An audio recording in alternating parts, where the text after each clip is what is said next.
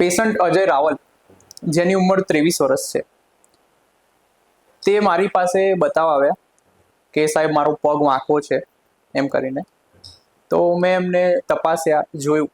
તેમનો જમણો પગ ઘૂંટણથી નીચે એ લગભગ 9 સેન્ટીમીટર નાનો હતો અને પગ બહારની સાઈડ અને રિવર્સ જતો હતો, તેમજ પંજો પણ અંદરની તરફ વાંકો હતો, કે જેને આપણે વાલ્ગસ રિકર્વેટમ ડિફોર્મિટી કહીએ છીએ ટીબિયા માટે, એટલે કે ઘૂંટણની નીચેના પગ માટે.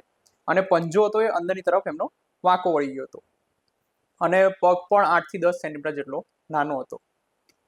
એમને આપણે લાંબો એક્સરે કરાયો, બધું પ્લાનિંગ કર્યું. એમાં એમને સમજાયું કે તમારે આટલો ટાઈમ લાગશે, આપણે આવી રીતે રિંગ વડે ઓપરેશન કરીશું, ધીરે ધીરે તમારો પગ સીધો થશે, પછી પંજો છે એ પંજાનું આપણે બીજી વારમાં સેકન્ડ સ્ટેજમાં પંજો સીધો કરી આપીશું. અને એમની હિસ્ટ્રીમાં એવું છે, એમનું કહેવું એવું છે કે એમને જ્યારે નાના હતા ત્યારે એમને ઘણી બધી વાર પડી ગયા હતા, ફ્રેક્ચર થયું હતું, કે જેના કારણે એમને આવી રીતે પગ વાંકો થઈ ગયો ધીરે ધીરે બચપનથી લઈને. એ એમનું કહેવું તો એવું છે કે જ્યારથી 6 વર્ષના હતા ત્યારથી એમને વારે ઘડીએ ફ્રેક્ચર થઈ રાખ્યા છે અને પગ વાંકો વળી ગયો છે. અને જ્યાં પગ વાંકો હતો ત્યાંથી એમ મોટા તમને હાડકાની ગાંઠ જેવું લાગે, તમને ફીલ થાય.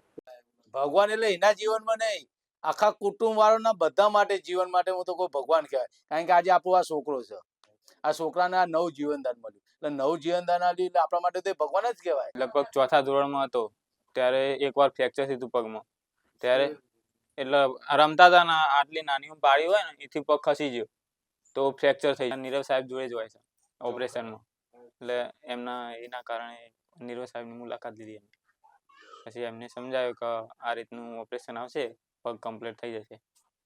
અમે એગ્રી થઈ ગયા ઓપરેશન માટે. ઘણી જગ્યાએ મેં બતાવ્યું હતું અમદાવાદમાં, પણ કોઈ ગેરંટી બસ ખાલી અમદાવાદનો અમદાવાદ એક. એટલે એમનું કહેવું એમ હતું કે ઓપરેશન તો નહીં થાય, બરોબર, ઓપરેશન થશે પણ ગેરંટી નહીં કોઈ. કે નીરજ સરનો મળ્યો. પછી નીરજ સર એટલે અમે એને હમણાં આવીને વાત કરી, અમે કીધું, હું એને પપ્પા એમની અત્યારે કોઈ જવાબદારી ના લે, કોઈ ડોક્ટર આ ને આપણે બધું વિચારવું અત્યારે, ભાઈ અત્યારે તું ચાલે છે, કાલ ઓપરેશન ના ચાલે તો પાછળ. એટલે આ બધું કરી લો. પછી અમે ડિસિઝન બધા ભેગા કે અમે એ જાતે જ એને ડિસિઝન લે કે અમે મારા પગ રિપેરિંગ કરાવડાવ છે. અને સૌથી વધારે હિંમત એને જ જેટાઈ ને અમે બધા કીધું કે અમે ના થાય, અમે તો એવું હિંમત હારી જ ગયેલા હતા.